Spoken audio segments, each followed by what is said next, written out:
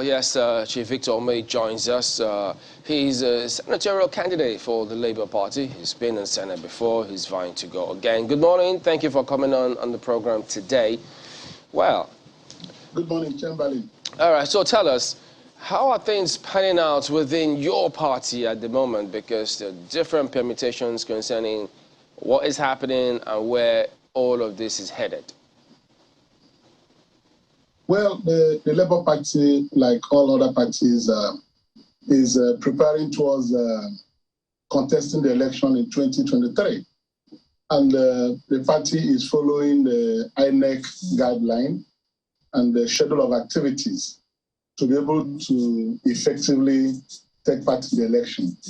The primaries have been conducted, and we are waiting for the last window for substitutions to effect necessary substitutions that the party consider that will give them a better standing in the elections.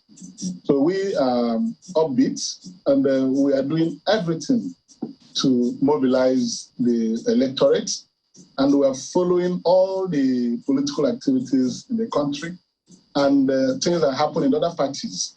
So everybody is preparing, tooling up to be able to win the election. And the Labour Party is the party to beat in Nigeria today. But it's also many of the impression that there are certain things that your party could do that could be very, very costly and could cost your party a lot in terms of the presidential ambition.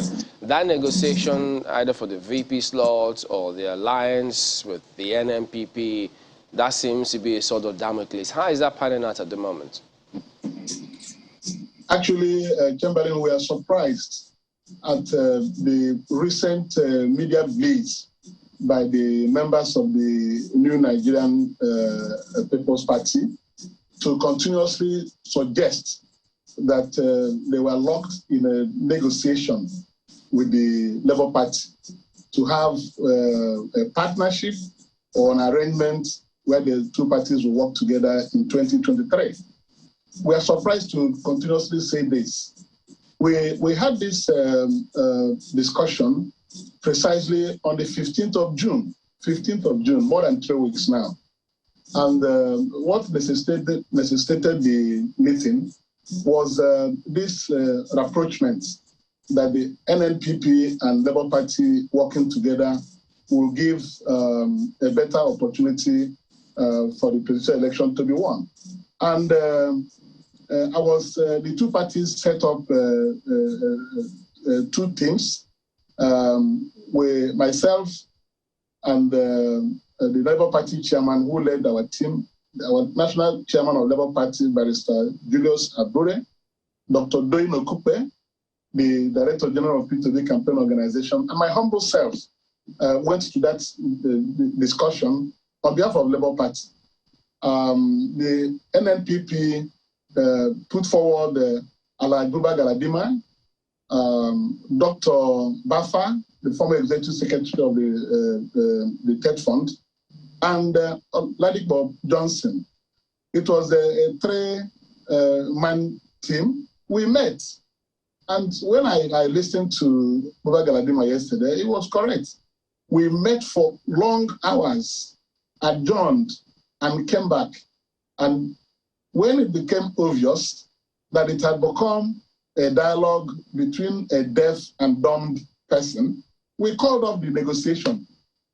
It was on the 15th of June that the whole talks collapsed completely.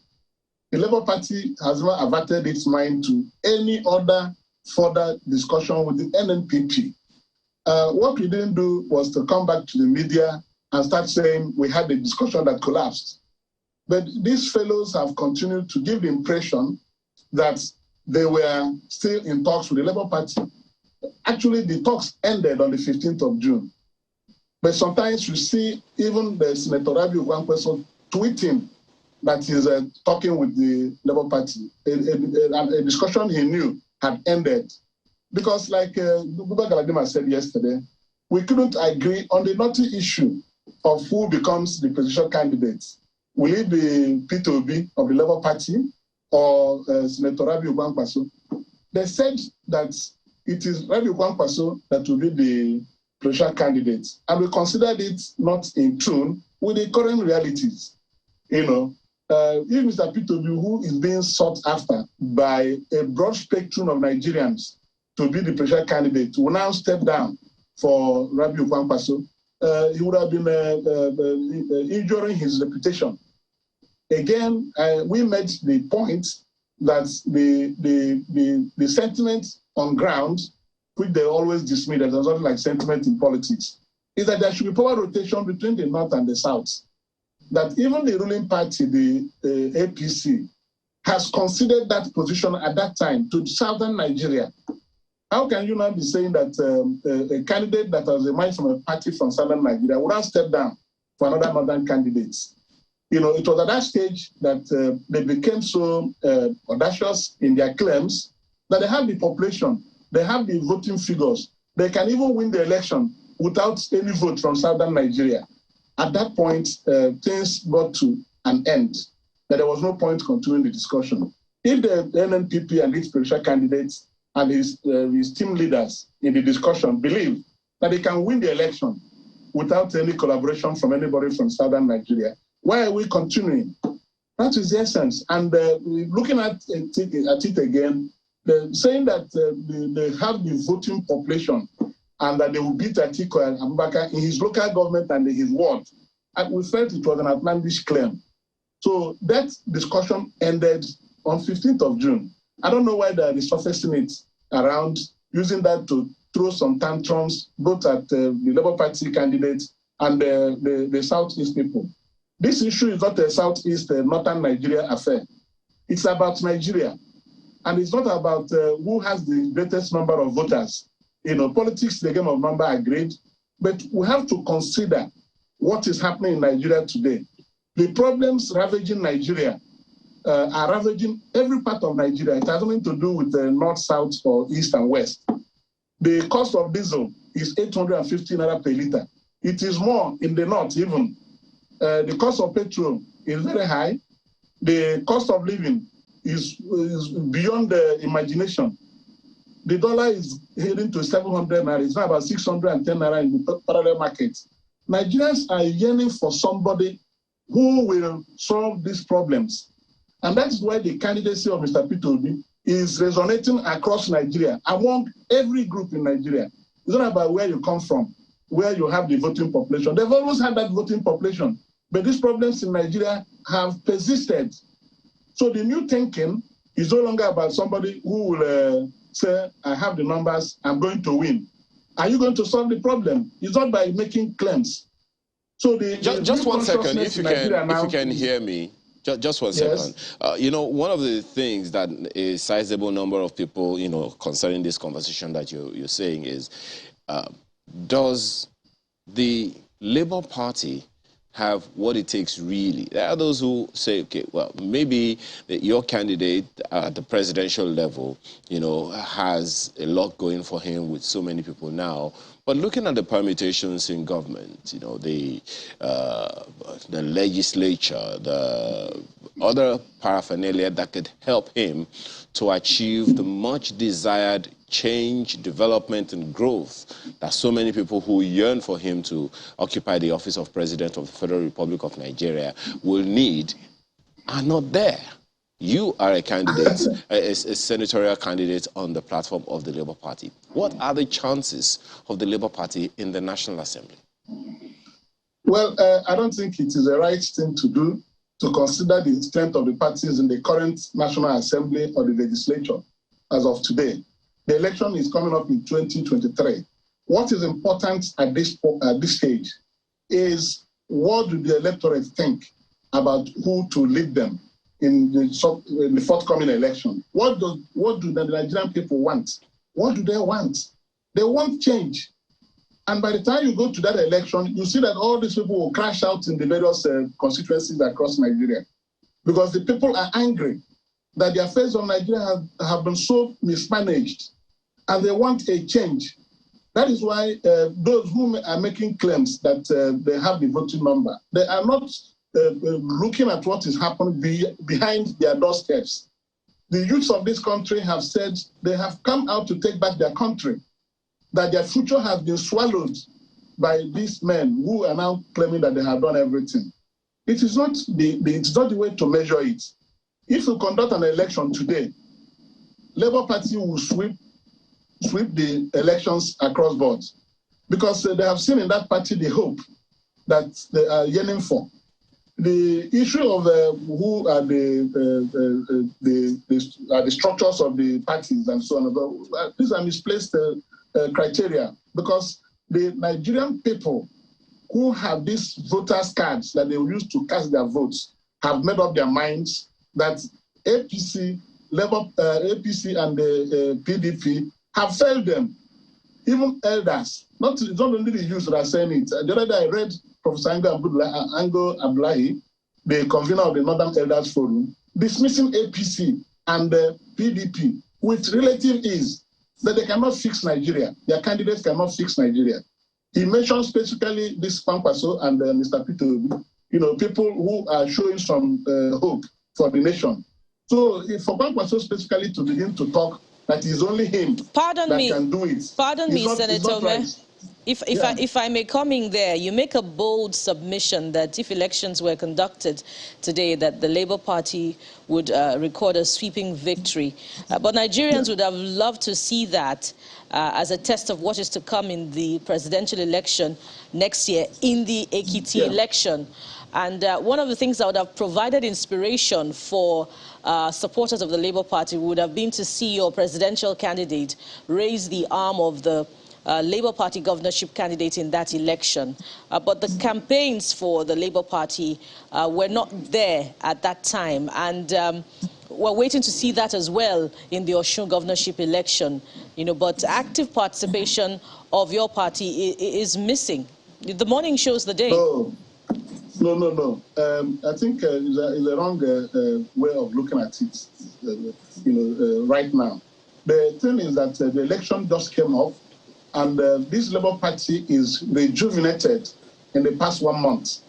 And those people who have been there in the Labour Party, some of them have not been making serious bids and attempts at winning this election. Didn't you see that the Ekiti State election, the Labour Party candidate stepped down for the APC candidate? A lot of things may have been happening there, but those things are of the past. Today, there is a lot of pressure on Labour Party from people from other parties to move into Labour Party to actualize their electoral ambitions next year. So a lot of people are trooping to this party because of the viability of the platform at the moment. When you see the shift in the attitude of people, you will begin to know where to align to win the election.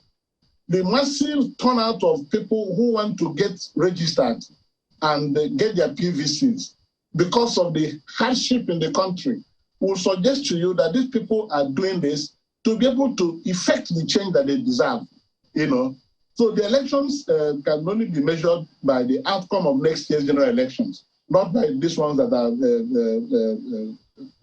elections that are about one or two, only one or two. And most things have gone far away before the new force came up. The third force and all the people who are looking forward to the party, Labour Party, are satisfied that there's only one hope bearer for Nigeria now, and that person is Mr. Peter Obi. But just as you've noted, Chief Ume, one person can't do it all. One person who is president can't do it all. The questions, are quite a myriad. You talked about the capacity of the Labour Party to sweep the polls in the National Assembly. Will that be replicated across all states? Would that be replicated across all houses of assembly all over the nation? I mean, the confidence, just a second, the confidence that people have expressed in Mr. Peter Obi is quite obvious to everyone, but he's the only one everyone is talking about in the Labour Party. No one else. He's not the only one. He's not the only one. There are so many people there. By the time INEC publishes list of candidates for the 2023 general elections, you'll see that great people are everywhere as a candidate for this or for that. So what is important at this point is not those who are in your party, but what the electorate wants. We have candidates put forward everywhere. In Benue State, for example, many people have defected from the National Assembly to the Labour Party and are contesting both senatorial and governorship election. So it's like that across the country. The structure, which they have continued to emphasize that the Labour Party does not have, is misplaced. Labour Party is a party that was registered by Nigerian Labour Congress and Trade Union Congress of Nigeria. And last week we met with them. They said they have structures down to the wards, 774 local governments across Nigeria. And this is their party, that this one is their project. How can you dismiss a party that is being supported and followed by the Nigerian workers? All of them. It was an open endorsement, last week, both TUC and the Nigerian Labour Congress. We went to them and they spoke out and said, this is the party that they are looking for, singing solidarity songs. And you said they don't have structure. The structure are the people who will vote.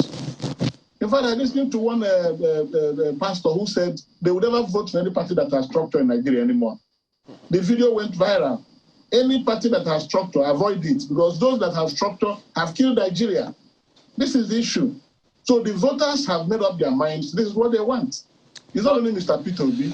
People are everywhere. You know that this goes beyond what the electorate wants. I mean, I read your interview where you talked about how APGA was nowhere, but yourself and Mr. Peter Obi brought it to where it was largely.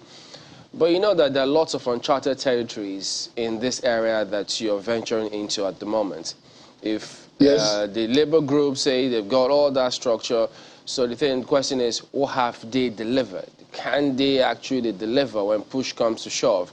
There's a factor of those who vote who are induced to vote. So all of those, I imagine they're part of what is being looked at. Are you still confident that all those notwithstanding, that your party can weather the storm?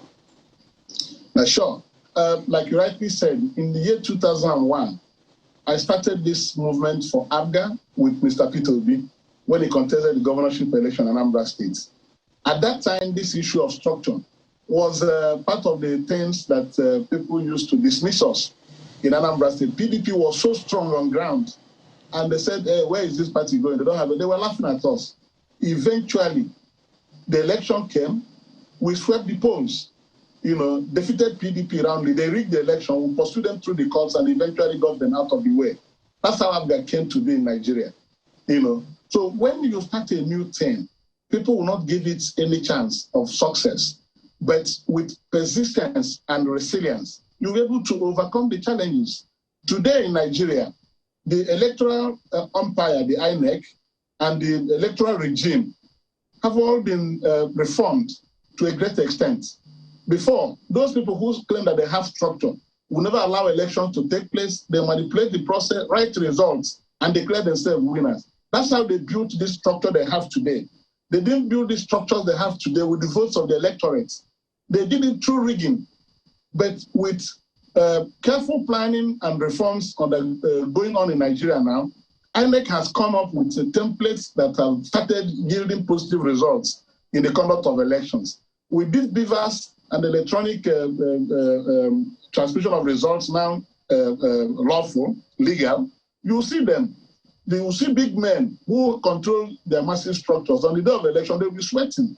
Because the ordinary people that are suffering the brunt of bad leadership and governance in Nigeria are angry with them. But they're claiming them as their structure because they control state government, they do this and do that.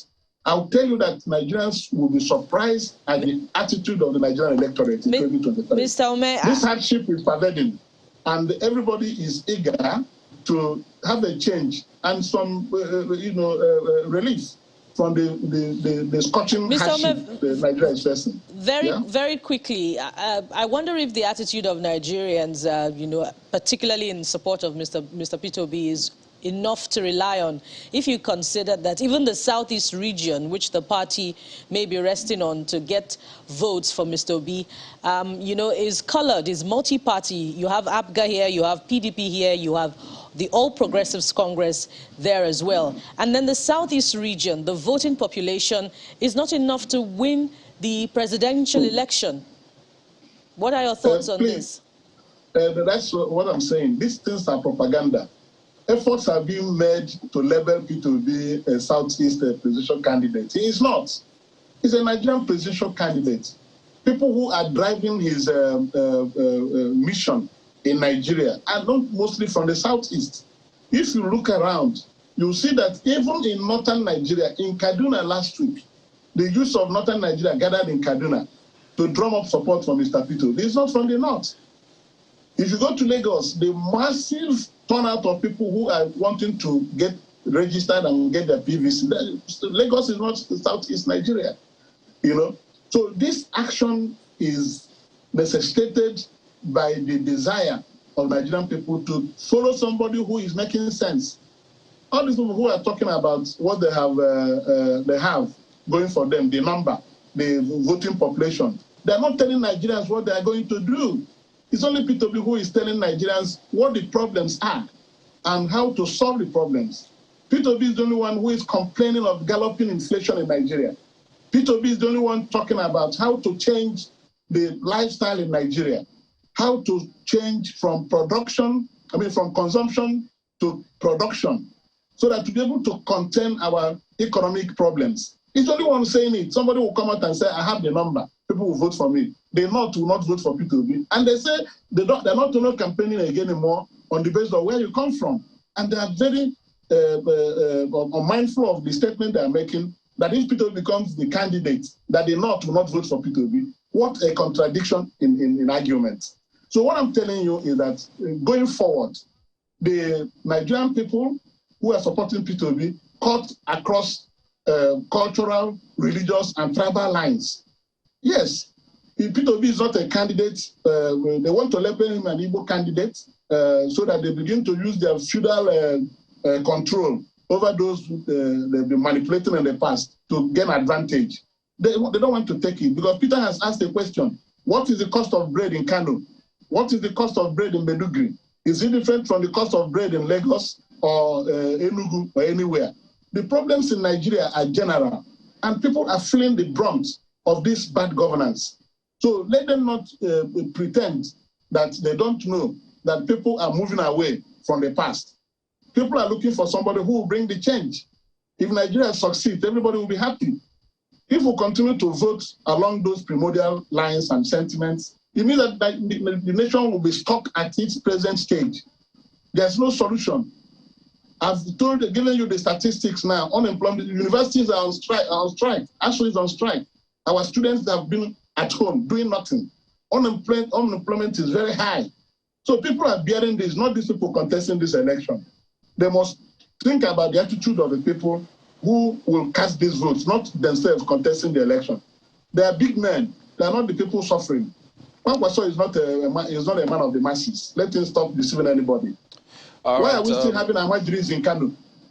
Amajiris are everywhere in Kano. This is a state he said he governed for 8 years and transformed. But poverty is ravaging a lot of young people there. So people will look beyond those claims in deciding who they will vote for. Nigeria we need is a Nigeria where life will be better for everybody, where there will be prosperity in the land, where there will be shift from the way things are being done. Somebody said the other day that the cost of governance is not the problem in Nigeria because P2B have been canvassing, cut down on the cost of governance, where people who are elected appropriate the funds belonging to the country they will use to do services for the people. They spend the monies in luxury. Today, our debt profile is amazing. Well, Nigeria, the other day I saw on the line that I'm coming, please. These are the issues. I'm coming. The debt profile of this country is so terrible that those who are wanting to become president, even if they have the number, they don't know how to resolve the debt issue of Nigeria. How can you continue borrowing money to finance everything you do in Nigeria? The money you generate, you use it in servicing debts. And you have over 200 million people in Nigeria with various needs. So we need somebody who will put all these things in reverse. And the only person who is making sense is Mr. P2B, because he's somebody I can tell you, if you accuse him of anything, management of resources is number one, This is somebody who can stay in the midst of plenty of money and it will not get into his head. He gets value for any money he will spend. And that's what Nigeria is suffering now. People who are running Nigeria are not running Nigeria like a business. Where you do business, you expect to make profits. In Nigeria today, any money that comes is squandered. Nothing is being invested in a manner that you can earn profit or anything. So it's a sharing economy that we are running. All right, and Peter B is campaigning against it. That's what people are seeing. That's why they're following him. They're not following him because he's handsome or that he's doing this. He's making sense. All right, we do appreciate your nails on the head. We appreciate your perspective this morning, Chief Victor May, senatorial candidate of the Labour Party. Thank you for your time today. Yeah, thank you. So please let us dismiss all these issues of structure and population. If they've been using this population to advantage, Nigeria would have been an Eldorado. All right. We'll be back in a moment. Join us again. We'll turn our attention to security matters now, and Brigadier General Sani Usman joins us next. The former spokesperson, former director, Army Public Relations. Good morning, and thank you for joining us at the program today. Good morning, and thank you for having me on your program. Well, how does it feel when you hear your colleagues, former top military brass, those in the hierarchy, they talk tough about what to do with security, but almost on a regular basis, we see the contrary playing out there on the streets? Naturally, one will feel concerned because you know, the country ought to have done better than it is in terms of security and other aspects of socio-economic life. But of course, every situation has to be taken into the context in which it occurs. Talking about security challenges, take for instance what just happened last week in Niger State. It was so unfortunate and quite saddening that we lost precious lives, especially that of the security forces of the Nigerian army. And so you look at a particular, situation and look at the circumstances that brought about that. But by and large, it calls for great concern from all Nigerians. And it's a collective thing that we should also be worried about the security situation, more so given the fact that the country is fast approaching the 2023 general elections, and we need to have a credible, free and fair election, and that could not take place in an atmosphere of insecurity. Yeah, but that particular incident you speak about, the president has spoken up about it, the governor has spoken up about it, and there's still more, but there's so many people trying to wrap their heads around it because there are several figures that are being bandied. Some say 32. If 32 soldiers were lost in that, how many is a battalion? So if that amount of soldiers were lost, there's clearly a lot more concern than the way we are approaching some of these things. It does appear as though they haven't told us the entire fact of this matter.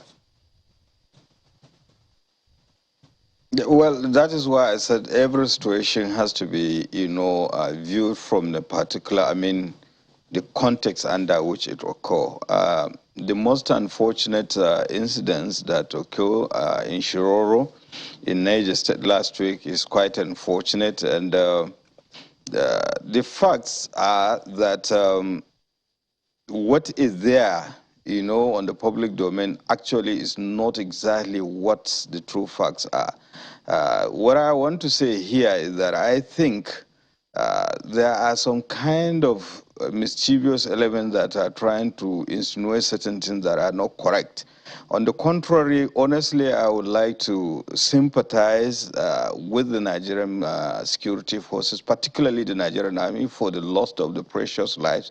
And I know that the officer and his men, fought gallantly, and they did not die in vain, because as a matter of fact, if I may have my way, they should be given a national honor posthumously, because the facts are that there was a distress call at the camp, and the young man rose to the occasion. But unfortunately, there is this issue of the, menace of informants that, unknown to him, there were, the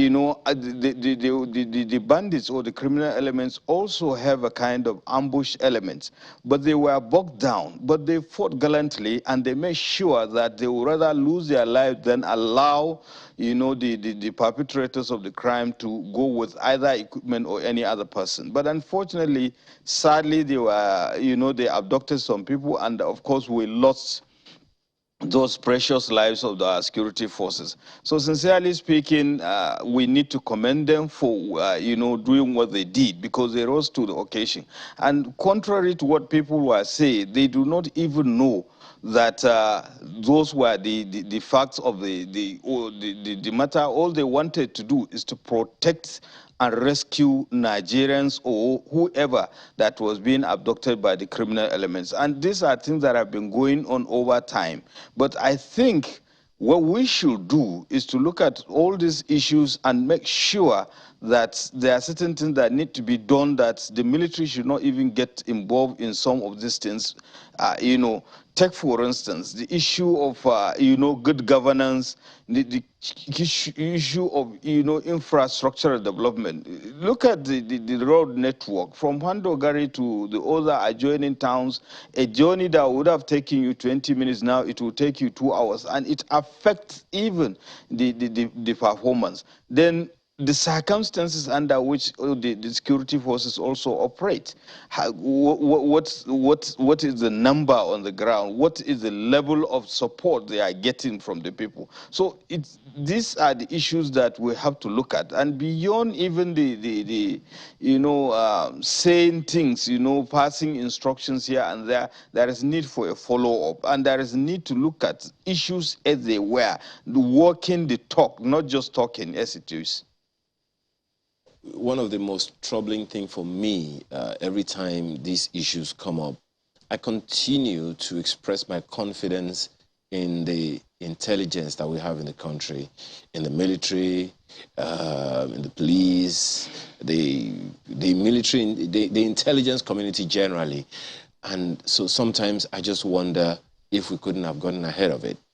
For instance, there are a sizable number of security consultants that we've spoken with on this program who continue to connect the dots between some of the issues you've raised about good governance and the fact that there is a mining site, and that mining site is a call to insecurity one way or another. From where you sit as a former military operative, is this something we could have forestalled, knowing that there have been such issues as unrest, insecurity at mining sites where we unfortunately lost these precious souls? Yeah, you are quite right. This is not just about mining too. Any business establishment, definitely you have to take into cognizance the effect it has on the society. Either it could be environmental, it could be security. Definitely a mining site, you look at what is the level of skills available, within the local community. You have to import certain equipment, you have to bring about expertise, and all the rest. That will attract, the interest of, the criminally minded people, and of course the legitimate business people, because they are also service support and what have you. So by and large, you have to also look at what is the security requirement, what are the likely, the normal, SWOT analysis of establishing, or, even common economics will tell you, when you are localizing industry, establishing industry, there are certain factors you have to take into consideration. So it is quite true about this issue, and more so now, given the economic hardship and the fact that whatever is being mined is, is a kind of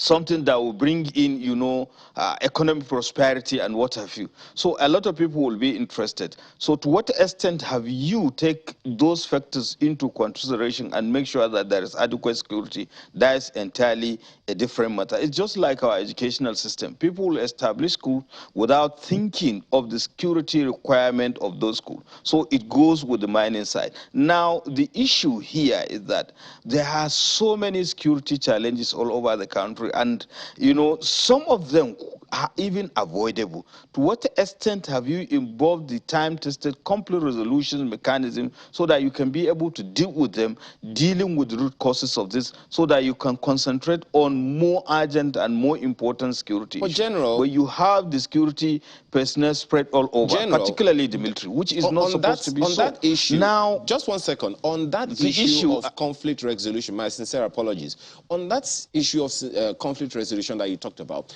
there needs to be a government in place in that locality. You talked about how local some of these issues are.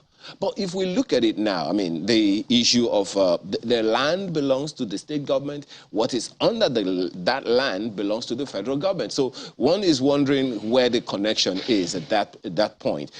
And add that to the fact that this happened in a local government. There is no governance. You talked about good governance. General, there is no governance. There is no good governance where there is no governance. In the local governments, in many parts of Nigeria, the local government systems are largely absent. So one is wondering if you would also connect that dot as to maybe because we do not have local governments as effective as they ought to be in the various states, that we are not able to get ahead of these things before they come up. Yeah, I'm coming to that actually, because the issue is about intelligence and what have you, and what you have just made mention of is something that I'm also coming to.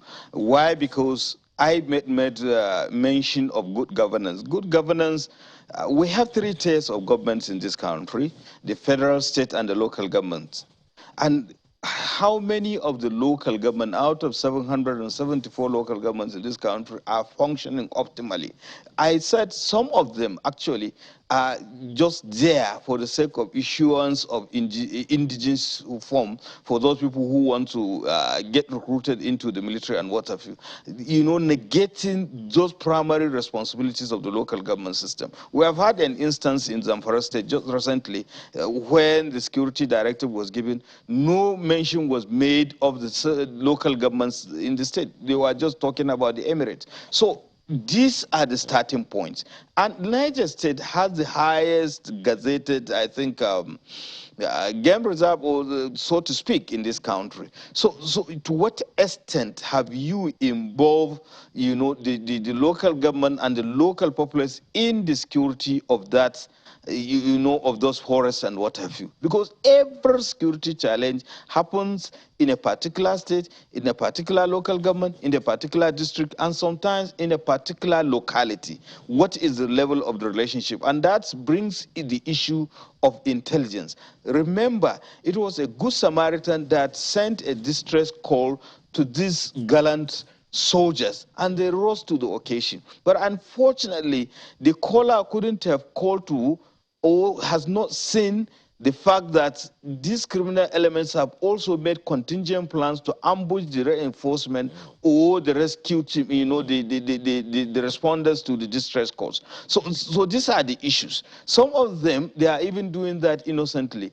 And tied to that is the socio-economic deprivation we have in this country, because with mere, pittance, some of them will just be divulging information. And I can tell you what is happening there is that there were so many of the informants, infiltrating the society, to the extent that whenever they have catchwords or code words for some of these things that they will ask how many kunkuru. Kunkuru is a Hausa word for tortoise, but they refer to armored personnel carrier, the APC.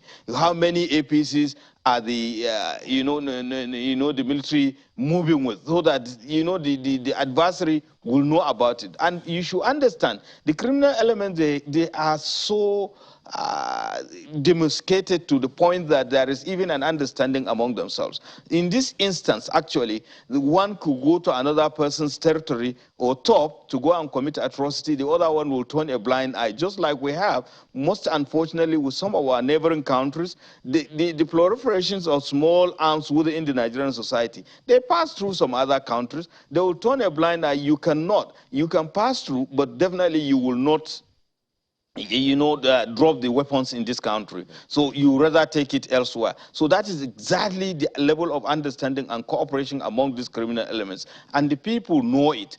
And these are some of the things that the government ought to take into cognizance. How do you break the people's, how do you improve the people's resilience so that they can be able to resist, these criminal elements that, that have an understanding, that have been perpetuating crimes, on daily basis among the Nigerian society. So this is the issue. But then, the local government system comes into play there because they form a critical kind of buffer zone for the society. Organizing,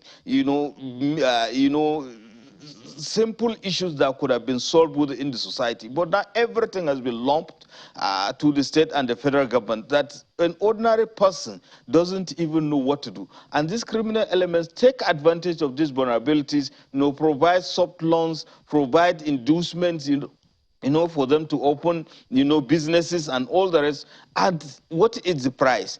To give information. What is the price? To, support one way or the other, the criminal elements is against supporting the government forces and what have you. So unless we connect these dots and proactively act on them, we'll continue to be going around on vicious cycle.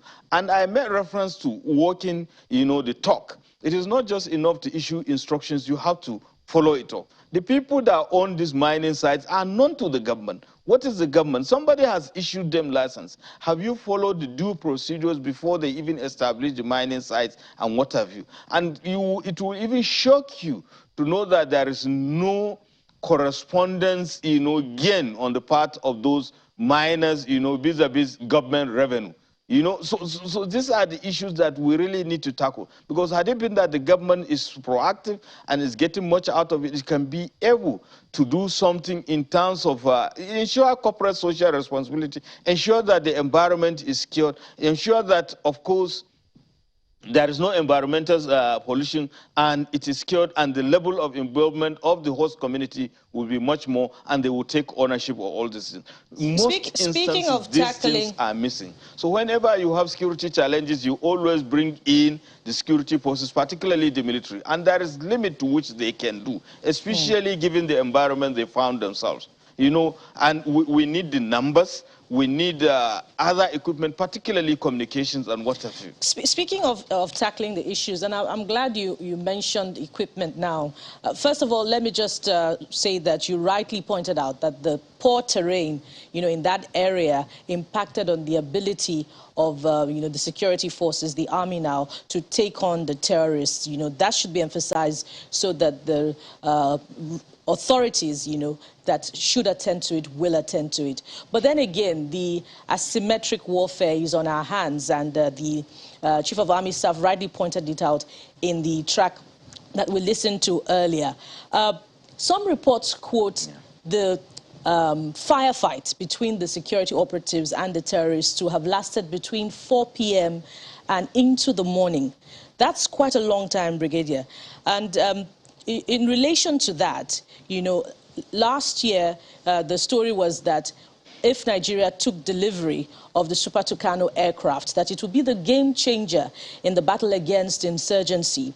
Why didn't it make any difference in the Shiroro event? And indeed, in other attacks that the country has witnessed in many parts of the country, particularly in the Northwest in recent times? Please educate us, Brigadier. Well, you see, the problem is that I made mention of the fact that security challenges are so fluid, they kept on evolving. Initially, we were dealing with the issue of militancy in the, South-South, and eventually we had the, you know, insurgency and terrorism in the northeast, and suddenly we have the menace of banditry and kidnapping in the northwest and north central. So simply because we neglected certain things, and you know the criminal elements are taking undue advantage of it. I kept on making reference to our policing system. There is no country without policing. There are some countries in the world without armed forces, but there is no country without, you know, a policing system. And it will fare better if it has a very, you know, credible policing system. But the reverse is the case in the Nigerian society. And these are some of the things that we are seeing, I mean, we are paying for because we neglected our policing system. And coming back to the issue of Super Tucano, you know, it is, you look at the security challenges and, of course, the level of deployment of certain, some of this equipment. I think what we should be thinking is the issue of emphasizing on this intelligence, but again, not just the intelligence gathering, but the capacity to respond more proactively to this intelligence. And that, to a large extent, is dependent on technology, even though to some extent also the human intelligence is equally very important. And that is why I said, but you know, the government ought to be more involved in the... Brigadier, the point here is, why didn't the operatives, the army officials, you know, that took on the terrorists, why didn't they get support? Why didn't they get backup, perhaps in the form of the Super Tucano aircraft? Aerial surveillance, you know, aerial support could have made a difference to save the lives of those men. Don't you agree? Yeah, I quite agree with you in the sense that, you know, the level of support should have been more faster. But what I want you to understand, you look at the level of equipment, and I made mention of the fact that if I have my way, those gallant soldiers that died in Shiroro should be given national honors, even though posthumously. Why? Given the circumstances they found themselves, and they stood and fought all night, given the resources available to them, and insisted that they must cure the lives of Nigerians at the expense of their own lives. Now, coming to that, I made reference to the level of equipment and communication given the terrain. Remember, they call for reinforcement. They have to detach some of their, you know, vehicle to go to somewhere there are, you know, services. And that is what I am trying to say now, that technology should play a role. We should improve on the communication system, and we should improve on their equipment. We should improve on the number, because had it been that the communication system is far more effective, they would have understood the magnitude of, you know, the attackers, and the fact that some people were lying in wait for them to ambush them. So given that, we ought to improve on that. But honestly, given the circumstances they found themselves, they performed creditably well, and nobody could have done any better than. And we owe them so much for standing the ground to do what they did for the benefit of the Nigerian society. And this is one of the things that the security forces go through on daily basis at the various theaters of the operations, and it need not to be so. Why? Because of the factors I earlier mentioned, and why? Because there are things that need to be done, and we have to keep on improving on it. Otherwise, we'll be going through, you know, the same cycle as it were. But I can rest assure you, the military hierarchy as it was, the general officer commanding one division, which falls, you know, 31 brigades of the Nigerian army, is under one division, has relocated to that place. And of course, the chief of army staff was equally there. But the most important thing, despite the losses, I mean, the soldiers suffered, their morale was very high. And we need to sustain that. We need to support them. We need to encourage them. Unlike a situation whereby people are always betraying these, you know, soldiers. It may interest you to know they overheard some of the attackers looking for a particular officer who has been a thorn in the flesh. And unfortunately, he was wounded, but thankfully, he's stable now. He's receiving medical attention. So the complexity of the conflict that we found ourselves is so, you know, kind of, you know, how do I describe it? It's so complex that it is not easily it is not easy to comprehend it just the way you think it is. Yeah. They have been doing their best, but given the circumstances they found themselves, it is very difficult. But we have to improve on that. There should be more support at certain level given to people that are a detachment of military, given the terrain, given the communication system they found themselves. So we have to find an alternative. And beyond that, again, even the intelligence you are talking about, people are benefiting from the complex situation in terms of the war economy. There are complex merchants or entrepreneurs, so to speak, that benefit from it. They know what it takes to, mine and get, it benefits out of it, but there are people also that will ensure that the illegal activities continues by preventing the security forces, doing the right thing. And how do they do that? They pass information about the security forces. They live within the society. So we have to continuously be enlightening the people on the role they need to play, that, look, it is always good to support the government and the security forces to ensure that the right thing is done against the criminal elements, because whatever they are doing is ephemeral. It is just a momental. They will just give you stipend and they will definitely come back for you too.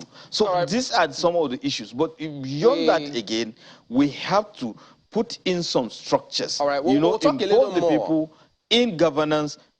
We'll talk a little more about that, and then another aspect of our conversation will also come to play when we return in just a moment. Don't go away. Welcome back. We're with Brigadier General Sani Usman, former Director of Army Public Relations. Well, you highlighted some issues and some glean from what you said. For instance, what kind of operational missteps could have led to the soldiers, that amount of soldiers being killed in Shiroro. And then, excuse me, among several other issues that you've raised here now, there seems to be something going on here. We see these terrorists who seem to be taking on the Nigerian army, and then you see another group of bandits or terrorists kidnapping people. Some priests recently kidnapped in Kaduna. We see some go to go carry out some shootings in a church. So, big question now is, these things are not happening in isolation. The huge concerns as to, they seem to be testing their resolve. And there seems to be a bigger picture here. From your perspective, what is the nature of what we're dealing with? Are we not at war? Well, we actually have security challenges, or rather an undeclared war. And I made mention of the fact that every situation should be looked at, in the context under which it occurs. Take, for instance, the issue of, the massacre of helpless people in a place of worship in Ondo State. It only takes a madman to take up arms, to do that. But beyond that, it has happened. What are we doing about it? That is the question. Up to now, there is no cogent, progress report as to the identity of those who carried out the massacre and why they did it. The motive behind it. And unless we unravel that kind of, those things, we cannot be able to situate it. Yes, I quite agree with the fact that you may not think that some of these challenges are happening in isolation. And sometimes it could also be sheer coincidence. But one thing I'm certain about is the fact that the pressure in the northeast on the Boko Haram terrorists had made them to kind of move beyond the northeast to other parts of the country. And apart from also the military onslaught and what have you, there are proactive measures being taken by the government that kind of cut off I mean, their source of supplies, of logistic supplies, especially, again, funding. So they are scavenging, and hence you see the renewed effort at hostage-taking, kidnapping in the northwest and north central part of the country. They're particularly targeting the foreigners, the Chinese, because they know for sure that it's a kind of sure banker they will get money, as it were. Let me add to this, General. These are some of the issues that... Yeah, add this to the conversation. Apologies for jumping in. The Zamfara state government, you heard about that as well, where they want about 9,500 people who are qualified to pick up the form, apply to get guns, they say for, to defend themselves against terrorists. And don't forget, they also have huge mining areas in Zamfara as well. Yeah, that is what I'm saying. Some time ago, I had a television appearance, and we discussed that issue. And, the security directives, and we tend to gloss over certain issues. The Zamfara issue, everybody, yes, the community protection group and the fact that the government has called on the citizens of the state to procure arms to protect themselves, but they were silent about the illegal arms, illegal mining going on in the state. So these are some of the issues, and I made reference of the fact that we should also walk the talk. It is not just enough to issue instructions, but how realistic are they? And I made reference to the fact that, in fact, the police commissioner that was asked to issue license, does he even have the power to issue license?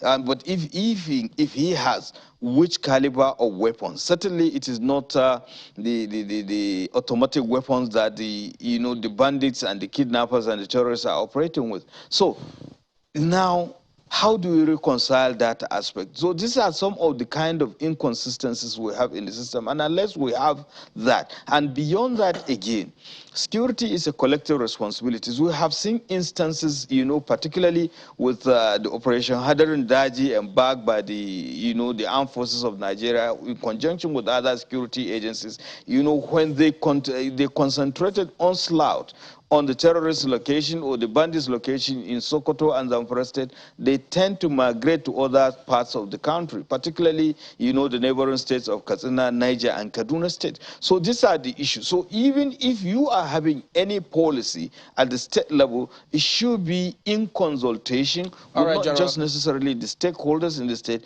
but also the neighboring state and with the security agencies, because you ought to have kind of blocking forces when you are doing those kind of things. All right. So we need to bring in... These are some of the missing links. And again, the coordination. Yeah, just before you proceed on that.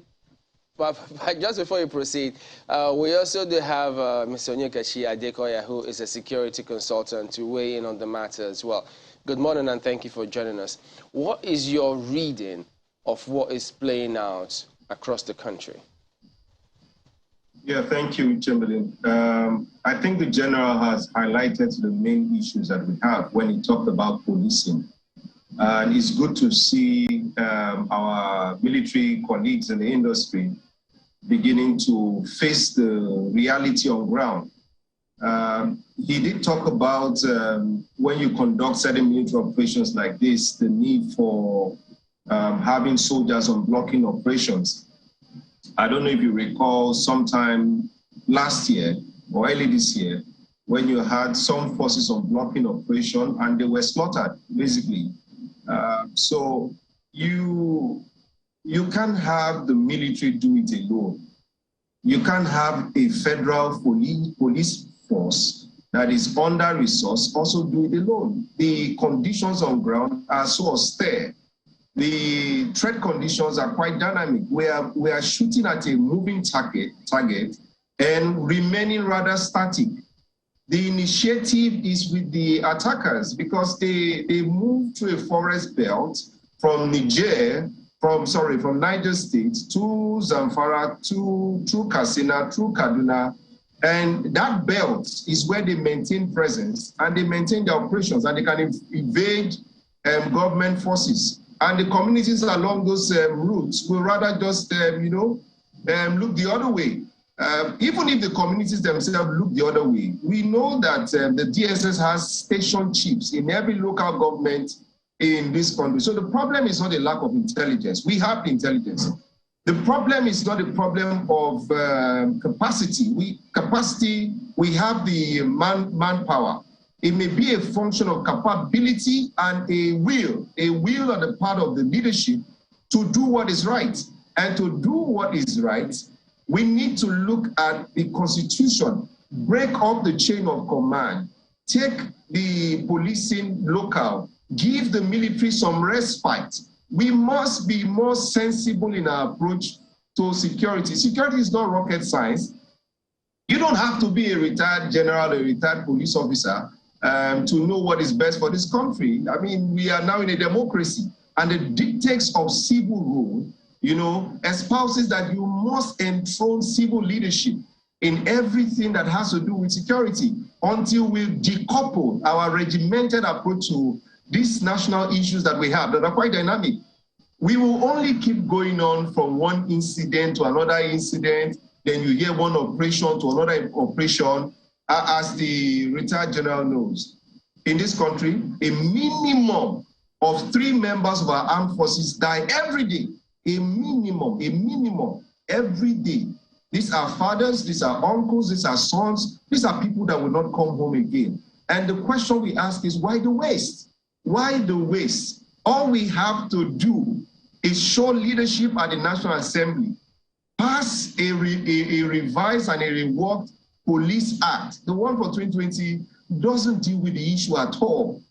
If we don't do that very quickly, there's a big problem, and you don't want a position where the members of the armed forces themselves begin to lose morale. You can lose morale not just because you don't have equipment or you don't have your allowances and the rest. If the fight against you, the soldiers are trained not to die. They are trained to defend the country, not to die. So there's a big problem afoot. Just one thing, you've raised quite a number of significant issues, and you've been consistent about one of them in particular, and that is how local approaching security issues from the local level. And there is hardly any security agency in Nigeria that is not located within the localities. But then there is something the governor of Imo State, Hope Uzodinma, said recently. He talked about the need for the security agencies to collaborate more.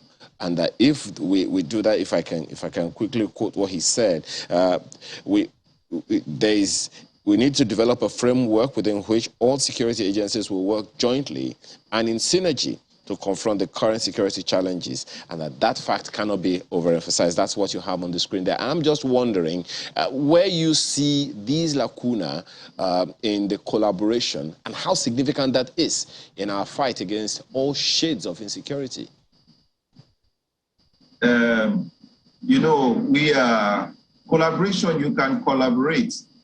But if you collaborate, in collaboration, you talk about synergy.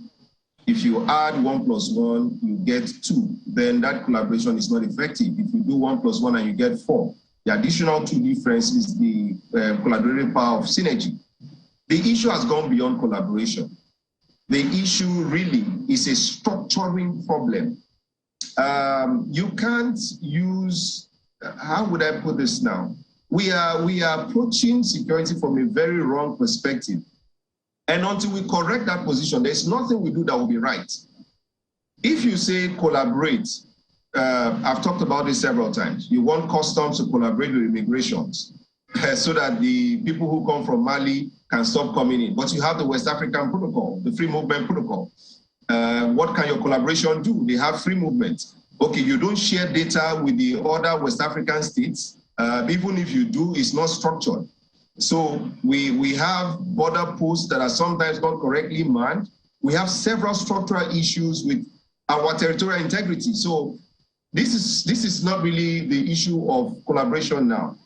It's more of an issue of taking a local approach, giving the communities an increased responsibility for local security, like we had in the days of local police. Why do we need to do this? We need to give our military that opportunity of an added force multiplier. Because if you have state policemen who are armed with service pistols and shotguns, working with community vigilantes, working with the military to address local issues, almost every state has a brigade, minimum a brigade, okay? If you have a brigade, and our brigades are not as structured as they should be. So if you say you have a brigade of like, God knows how many men we have, they won't tell you. And then you have state police, and then you have the DSS, and then you have the NSCDC, you know, collaboration can make more sense, but the local policing structure will take the lead. And our federal forces will provide that superior suppressive firepower after contact has been made by the first forces. So what we have is that we cannot even effectively set up for blocking operations when we are going on major onslaughts in the Northwest. And I agree with the general that a lot is happening in the Northeast. What they are not telling you and I is that the insurgents in the Northeast are now no longer majorly Nigerians. It's an insurgency led by majorly foreigners. The major Nigerians, the Borno state government and the Yobe and Adamawa state government has almost had like over 50,000 people return from the bush, surrendered, because now the conditions of ground has changed. The rascals we have in the Northwest, some of them are Nigerians, a fair majority are from the Sahel. Yes, I do agree, but they are finding joy. They are finding joy in pockets of communities, in areas of low government visibility. So they are finding joy in those places. For you to block effectively, Niger must block, Kaduna must block, Katsina must block, Zamfara must block. We can narrow these idiots, forgive my language, we can narrow them to a very tight space and bombard them. And they won't have the opportunity. So we don't have the forces. We don't have the force multiplier. We are not structured correctly. It is as though we are assesses, really. We thank you very much indeed for your perspectives, Onyekachi Adekoya, security consultant. And General, in conclusion, from what he said, it appears as though, well, there are some people, you know, in high places who are happy to see foreigners run roughshod over certain things. And to put it differently, some even think that there's sabotage within our security agencies at the highest level, because if not, these things could easily be nipped in the bud. I wouldn't call it sabotage, but I know that there is actually need for improvement. And I was making reference to coordination. And of course, Adekoya has made mention of the fact that there is need for synergy. But I think the divergent aspect is the fact that even if you have the intelligence, you ought to have the capacity and the capability to respond timely. So these are the issues, but whose responsibility it is to do that? Whether we like it or not, there is so much that needs to be done in terms of coordination and cooperation and synergy of efforts among not just necessarily the Nigerian society, but even the security, component themselves, because there were allegations of, some of them, they work at cross purpose with each other, because of the lack of synergy. They don't see themselves, you see themselves, as competing against each other, when ideally they are supposed to cooperate, share information, and sometimes jointly carried out operations, but they are always concerned about, whose service is the first to do this to impress the political masters, and it shouldn't be so. When you have security challenges of that nature, there should be effective, structure that, give out, directives and ensure that those directives are properly coordinated and followed through. And of course, you critically reevaluate it to see to what extent you are making progress. So these are some of the things, and none of them is happening in isolation with each other. So it is supposed to be a comprehensive approach, And I do remember that at least in recent history, this question of cooperation and collaboration within security agencies, we've spoken about it for 7 years. Well, We thank you very much indeed for your perspectives. Brigadier General Sani Usman, former Director, Army Public Relations. Thank you, as always. Thank you for having me on your program. Well, that is the show today. We do thank you all for watching. We'll take your comments next time out. Apologies for that. But, okay, I think we can take one or two comments. Let's go ahead, then. Yes, Suleiman has this one. It's a tweet, and it's right there on your screen. To address our current security challenges, Nigeria needs to put more effort on the non-kinetic approach solution. There is need for good governance and social justice at the grassroots. Government must win back the confidence of the people at the rural areas. And Abu Bakr Sadiq says, the Shiroro fallen heroes deserve national honors. To curtail banditry and insurgency, the National Assembly, I believe, needs modern the Nigerian army, rather, needs modern communication gadgets and synergy with the Air Force to support all operations in various theaters. How about this from Henry, who says, the terrorists seem to be sophisticated in their approach. They colonize the community, offer them protection and amenities, including subsidies, but demand closed lips in exchange. How then will the people expose new saviors in their predicaments? That's a big question there. All right. Big question. There you go. Thank you for watching. I'm Chamberlain Uso. I'm Aya Makinde. Have a wonderful day. I am Bukola Samuel Wenimo. Thank you for sharing your day with us.